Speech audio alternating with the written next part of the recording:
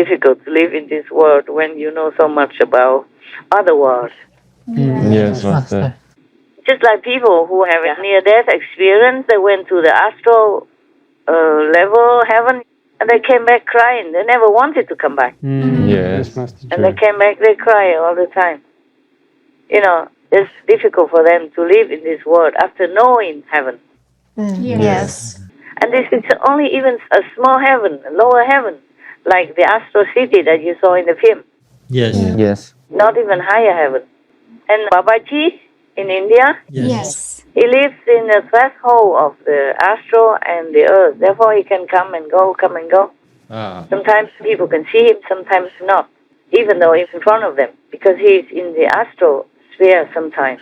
So his body is invisible. Right.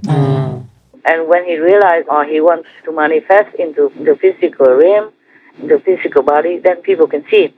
Okay? The real Babaji that Yogananda master has seen. Yes, Master. Yes. And his master has studied with. Okay? Yeah, like that. Oh, did I answer your question? Yes, Master. Thank you, Master. You can write a slogan and put it in front of your computer or on the wall or on the ceiling of your bed saying, "It's not me, Yes. don't know, okay? Know nothing." Truly like that. Okay, huh? Yes, Master. Yes, Master. Thank you, Master. Okay. Any other questions? Well, it was a very good question. Very humble of you to even realize that you have ego. Thank you. I thought you didn't know that you have. I keep reminding you. Yes, you do. I keep reminding you, and it was painful for both of us. Hmm? Yes, Master. Yeah. Thank God that you're more mature now spiritually. Otherwise, you would have left. Okay? Yes, Master. Thank you for that. You have improved. You have grown up. And I'm glad. Now my ego is up again. You tell your ego, behave, or I'll cut you off. Yes, Master. No more contact with you. Yes, Master. How you say, excommunication. Yeah? No more communicating with your ego. Cut him off. Disown him. Yes. Yes. All right. Excommunicate. Okay. Concerning the ego, it's just very dangerous, actually. It's not just normal. Because sometimes you know it's right. But if your ego, is too big, then you don't do it. And you could even harm yourself in different situations, different levels, or different ways. Many people, because of that, they lost their lives. Just like Canaan, the son of Noah. Even though he knows that it's safer to go up to the boat that Noah has built, he did not. Just because he saw habitually always went against his father, always argued with him, always didn't want to subdue his ego to listen to his father. So it even became a habit. So even in such a life and death situation, he would not give in. Yes. He didn't want to lose. He didn't want to let his father win and say, "I told you so."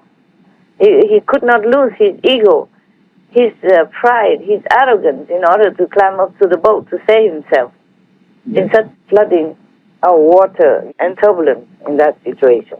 And the story about the queen, because of the ego, she killed her son. Yes. If she was a normal person, like a beggar, for example, then she would not yell or get angry like that with some stranger. Understand. But because she's a queen, how dare anybody not be humble and grateful or bow or kowtow in front of the queen, especially as the queen was so generous and kind. Right. You should be more humble and thank you 1,000 times, for example, like that. That's even not enough for the queen's ego, let alone that you even say nothing of the sort and you just talk as if talking to nobody. Like whatever you do is for yourself anyway. Yes, Master. Yes, Master. The beggar did not say that as a means of offense or anything. She just knew it is true. And in order to repay the kindness of anybody who donates something to her, she wanted to remind them of that, the truth. But they did not appreciate it. That's the best advice he could give. You see? Yes, I understand. If the queen had listened to her, or at least ignored it or thought about it, then she wouldn't have lost her first son, the crown prince, and she almost lost her life also. She collapsed. Yes. If she was not a queen and thus had so many famous and good physicians around her immediately, she would have died too. Yes. That's true. Who knows? Like a heart attack or something and cannot be cured, Oh, yes, Master. or just collapse and then don't ever wake up. So if she were not the queen, then she wouldn't have been that angry. And she wouldn't have been so proud that she was generous and kind, because she couldn't afford it. But because she's a queen, she could afford so much food to give to the beggar. So she felt very proud. Yes. That's true. And she expected that the beggar would be very, very humbly grateful and thank her no end. But instead, the beggar did not do that. But the beggar woman repaid with the best she knew, the best advice. But the queen was too arrogant. You see, the ego could kill. Yeah. That's true. It would have been maybe less tragic if the queen killed herself, was killed by the poison or whatever reason that she died herself. But no, this is even worse, because she killed her son. Yes. Oh, that's even more painful, that you are the one that caused your son to die. Yes. More guilt. And the crown prince, you know, parents, they love the firstborn the most. Yes, Master. I'm the middle one anyway, so I stand up for myself.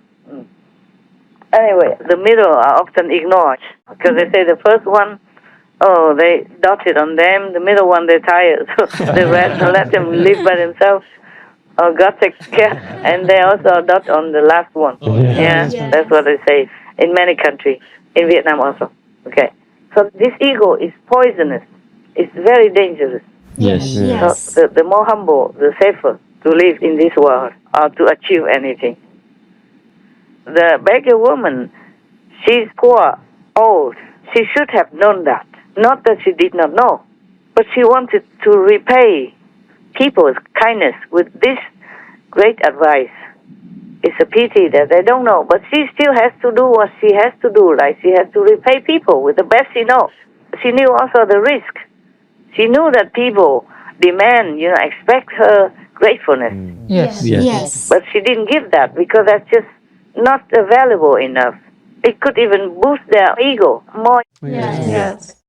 Because if this woman wasn't wise, she wouldn't have done that. She wouldn't have just say, whatever you do is for yourself.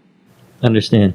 She was too wise. She was just a beggar, just like a monk or something. Not like she could not survive without. Yes, Master. She did that so that she can have more time for other things, like meditation or prayer secretly. Nobody would know. That's why she uttered such wise advice. It's a precious gift. Yes. Not a material gift, but a precious gift. Just a pity that humans are so stupid, Yes, Yes, Master. ignorant and arrogant. That's why they did not understand that. But she still continued to say the same thing, because that's the best she knows, the best gift for others, in case some of them take it and then benefit themselves.